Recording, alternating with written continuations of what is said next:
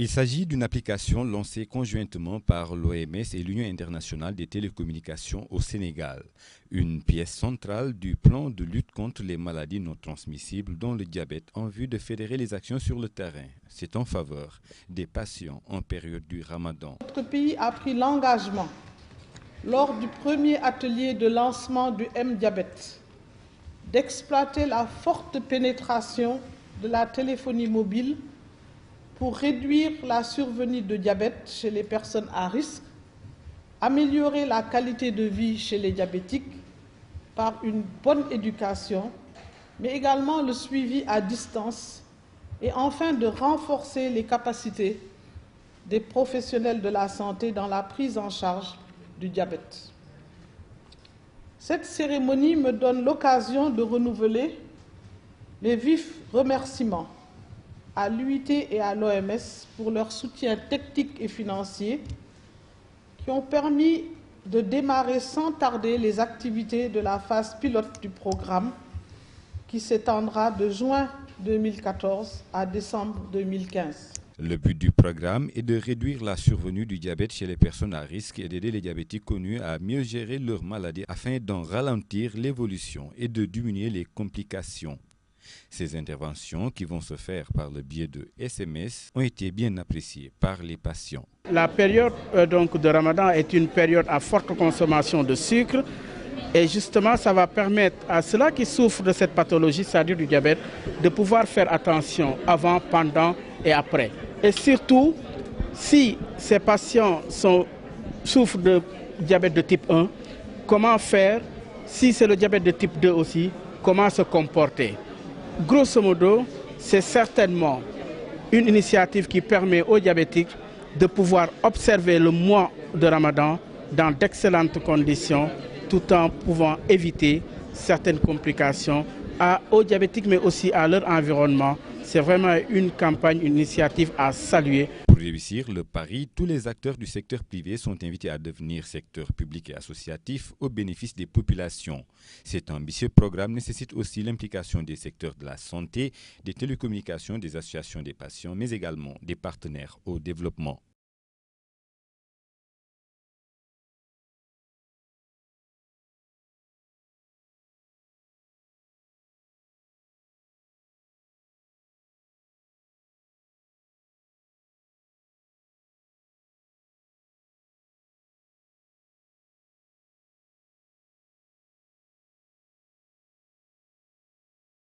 bile programme nag kuréel gi nga xam ne moom moo yore wàllu wér-gu-yaram ci àddina bi lëkkaloo nag ak ñi nga xam ne ñoo yore télécommunication ci àddina ngir rek lancer ko ci biir Sénégal mu nar a nekk nag loo xam ne dafa ñëw rek pour xeex ak li nga xam ne moo di maladie transmissible yi mu ñëw rek ngir xeex ak maladie non transmissible lu ci mel ni diabète ngir rek ñu boole lépp loo xam ne li action la ci terrain bi ngir rek daal jàppale ko ñi feebar bi dal ci jamonoy koor. ñu bare dañoo am ay téléphone portable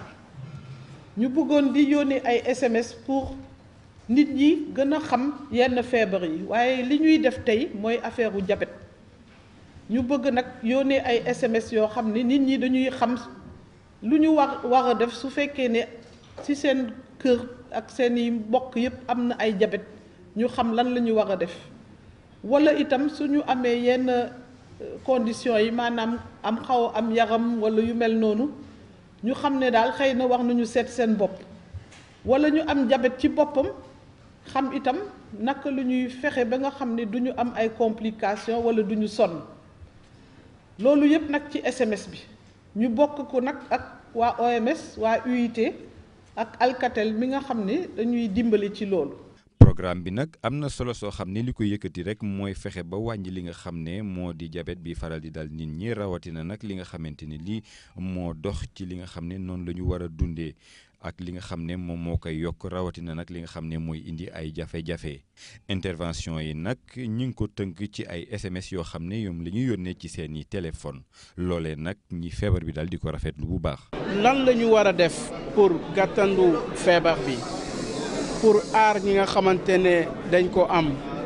mais surtout pour fexe ba ñi nga xamante ne am nañ ko naka la ñuy mën a moytoo yenn complications yi lu mel ni bu ñëwee mu doon ay message yoo xamante ni képp ku am portable am jàngoro yu ñuy wax diabète mën na ko recevoir daf koy rafetlu alors message yooyu nag dafa fekk ne dañ ci liggéey def ko message yoo xamante ne képp ku am jàngoro su ko xoolee rek dina xam liñ koy wax lan la ñaareel bi mooy ne contexte bu am solo la ndax ne weeru koor dafa nekk période boo xamante ne